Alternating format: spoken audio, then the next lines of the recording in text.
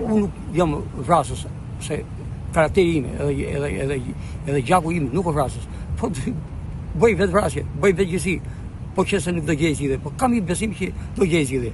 Atëherë përshëndetje, prezantohu dhe të lutem të tregoj problemin tonë. Ju faleminderit, jam nga Librashti. Vendinja ime polis Gosim Librashti. Quhem Skënder Hysen Cekani.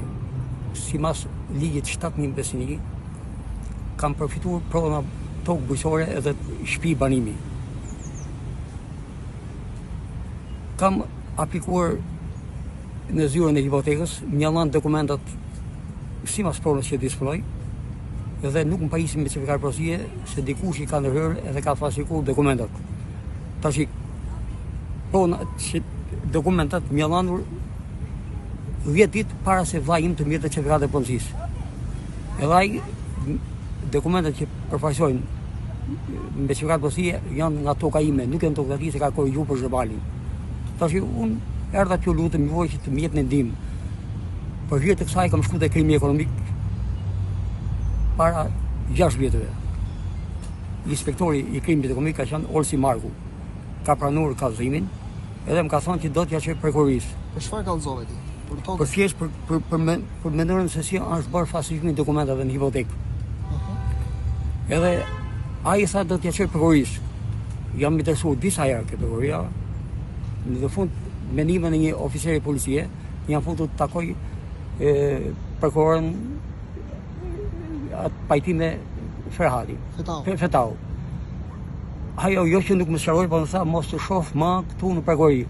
Çështja ime është çështje bëm shumë publike nga televizionit, saqë unë kam ballë një vit burg për punën e mia, në mënyrë të padrejtë, edhe një keqardhi pse nuk përfitoi siç përfitojnë të gjithë shtetasit e asaj njësiri administrative.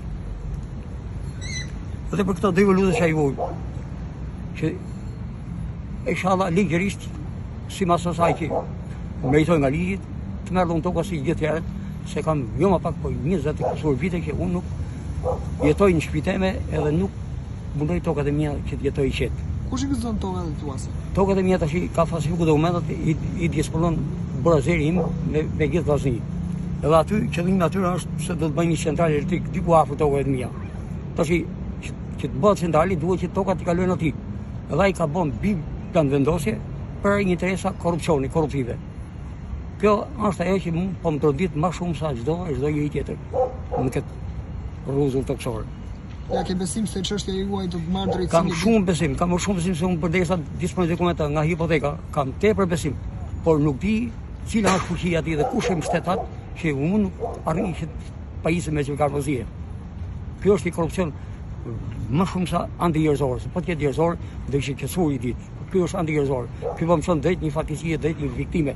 Unë nuk jam vrasës, se karakteri ime edhe gjaku im nuk është vrasës.